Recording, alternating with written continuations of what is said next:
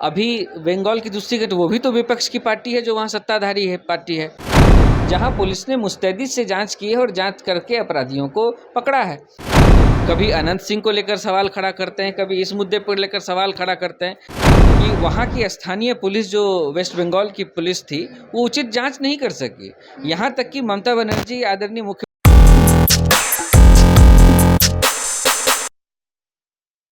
नमस्कार, आप देख रहे हैं निष्कर्ष भारत और मैं हूं आपके साथ प्राची सिंह। बिहार में बढ़ते अपराध को लेकर लगातार विपक्ष ये सवाल खड़े कर रही है, लगातार बुलेटिन जारी कर रही है, लेकिन फिर भी जहां एक तरफ सत्ता पक्ष इस पर एक्शन नहीं ले रहे, कहते तो हैं बिहार में सुशासन की सरकार है नीतीश बाबू, लेकिन उनके राज में लगातार आए दिन घटनाएं होती रहती है। अब हम बात कोलकाता की भी करेंगे, जहां लेडी डॉक्टर जो थी उनके साथ ऐसी हत्या कर दी गई, उनके साथ गलत यानी कि गैंग रेप करके उनकी हत्या भी की गई है। तमाम मुद्दों को लेकर सीधी बातचीत करेंगे उपेंद्र कुशवाहा के नेता से। सबसे पहले तो बहुत बहुत शुक्रिया सर, धन्यवाद। जिस तरीके से घटनाएं बिहार में भी आपराधिक घटनाएं आपने मुजफ्फरपुर में देखा हुआ, लड़कियों के साथ गैंग रेप हुआ और फिर कोलकाता में भी, लेकिन लगातार आप लोग चुप हैं। देखिए, चुप रहने की बात नहीं है, अपराध किसी भी तरह से स्वीकार्य नहीं है और यह आवश्यक है कि इस तरह की कोई भी घटना हो तो पुलिस मुस्तैदी से उसकी जांच करे और अपराधियों को उचित सज़ा मिले। तो मुझे ऐसा लगता है कि बिहार की जो पुलिस है इस विषय पर सजग होकर अपने तमाम कई तरह की घटनाएं इस बीच में हुई हैं जिसमें पूरी तत्परता से पुलिस ने जांच की है और अपराधियों को अपने शिकंजे में लिया है। आपने अभी इंट्रोडक्टरी स्टेटमेंट में कोलकाता की चर्चा की जी, कोलकाता तो आपने ये देखा कि वहाँ की स्थानीय पुलिस जो वेस्ट बंगाल की पुलिस थी वो उचित जांच नहीं कर सकी। यहाँ तक कि ममता बनर्जी आदरणीय मुख्यमंत्री जो है वेस्ट बंगाल की, उन्होंने एक दिन पहले ये कहा कि यदि हमारी पुलिस जांच नहीं कर पाएगी तो हम इसको सीबीआई को देंगे, और अंत में इसकी जांच सीबीआई को देनी पड़ी।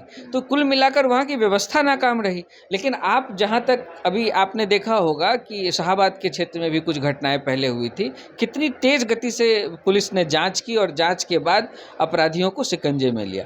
तो मुझे ऐसा ये कहना है कि इसके दो पक्ष हैं, एक अपराध होना और दूसरा अपराध को नियंत्रित करते हुए और सजा देना, जांच करते हुए, उचित जांच करते हुए सजा देना अपराधियों। लेकिन आप फिर बातें करते हैं मुजफ्फरपुर की, जहां 9वीं की छात्रा के साथ ऐसा हो जाता है। उसके बाद लगातार विपक्ष ये कह रही है कि हम 24 घंटे के अंदर उसे न्याय दिलवाएंगे पीड़ितों को। जहां एक तरफ चिराग पासवान भी कहते हैं कि हम आए हैं और बातचीत करने के, चिराग पासवान आते हैं और चले जाते हैं, लेकिन आप लोग कहते हैं कि पुलिस जो प्रशासन है वो इस पे ज़्यादा एक्टिव नजर आए, लेकिन पुलिस अभी तक चुप क्यों है? पुलिस के हाथ क्यों बंधे हुए हैं? नहीं, देखिए, ऐसा है कि जब कोई भी प्रक्रियाधीन जांच रहती है तो उसमें बहुत सारी चीज़ें प्रकट नहीं की जाती हैं, और मुझे पूरा विश्वास है कि पुलिस इसकी तह तक जा रही होगी। जांच व्यवस्था यहाँ की इतनी मजबूत तरीके से काम कर रही है, और मैं इसलिए कह पा रहा हूँ कि कई सारे उदाहरण अभी हाल में ही देखने को मिले हैं जहाँ पुलिस ने मुस्तैदी से जांच की है और जांच करके अपराधियों को पकड़ा है।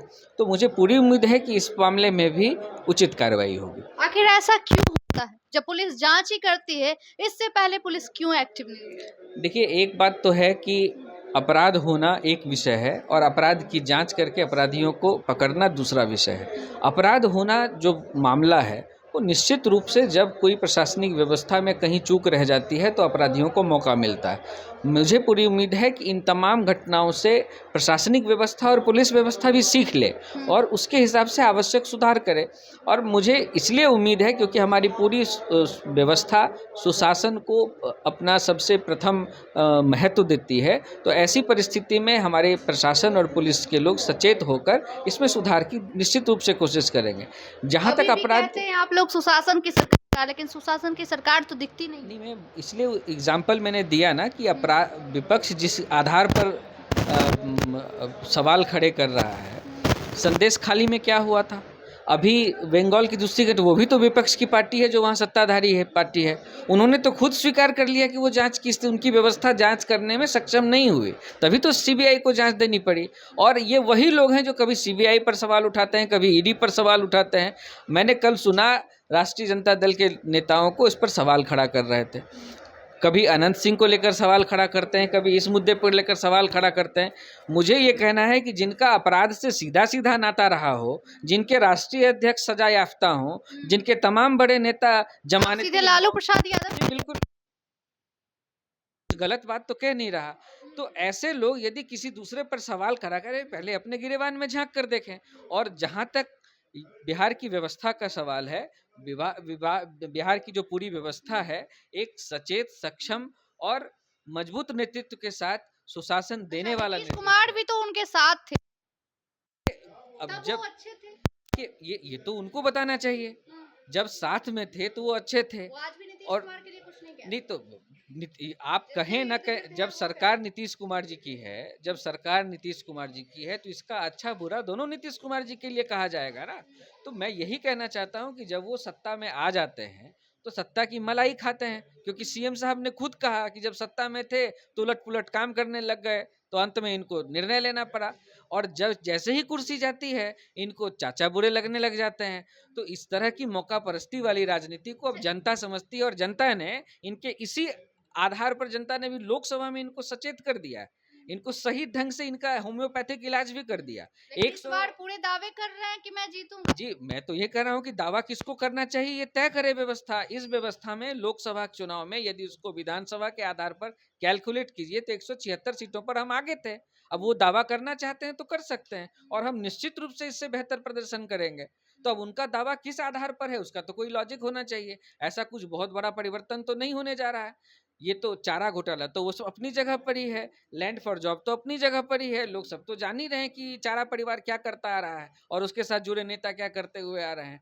तो इस जनता अच्छी तरह समझती है कि बिहार का किस गठबंधन के साथ है, इसलिए हम लोगों को उसकी कोई चिंता नहीं है। हम लोग बिहार की बेहतरी के लिए, बिहार के लिए काम करना चाहते हैं। इस बार भारत सरकार के बजट में आपने देखा कि बिहार के लिए क्या प्रावधान किए गए हैं। हम लोग पूरी मुस्तैदी से ये काम करते रहे। बहुत बहुत शुक्रिया। जिस तरीके से बिहार में बढ़ते अपराध को लगातार जो विपक्ष है वो बुलेटिन जारी कर रहे, लेकिन बिहार में सुशासन की सरकार कहते हैं।